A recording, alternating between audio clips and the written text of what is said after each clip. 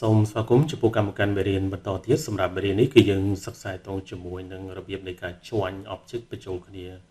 នៅក្នុង project នេះគឺខ្ញុំបាន model ទៅលើ top មួយនៅពេលដែលយើង click select វាយើងចង់ធ្វើការ move វាអញ្ចឹងគឺវា move ទៅ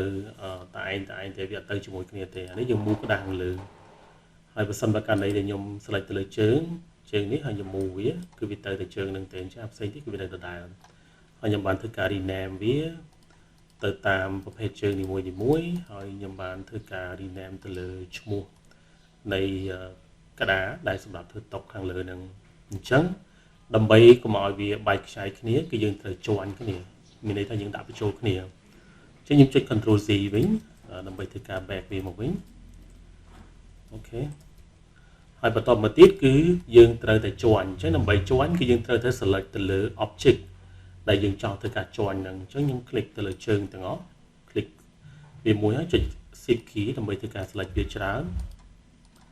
ហើយចុចទៅលើក្តារខាងលើហ្នឹង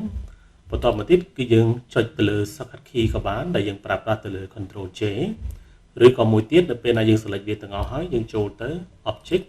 ហើយយើង move cursor យើងយកពាក្យថាជាន់អញ្ចឹងយើង click select វាមកអូខេអញ្ចឹងគឺយើងបានជាន់វាហើយអញ្ចឹងនៅពេលណាខ្ញុំចាប់ផ្ដើមធ្វើការ click select វាហើយខ្ញុំ move វាគឺវាទៅទាំងអស់តែម្ដងដោយសារតែយើងបានជាន់វាហើយអញ្ចឹងសម្រាប់មេរៀននេះខ្ញុំគិតថាมันពិបាកទេគឺយើងបានរៀនទាក់ទងជាមួយនឹងការជាន់ object នៅក្នុងកម្មវិធី Blender អញ្ចឹងសូមអរគុណសូមជម្រាបលា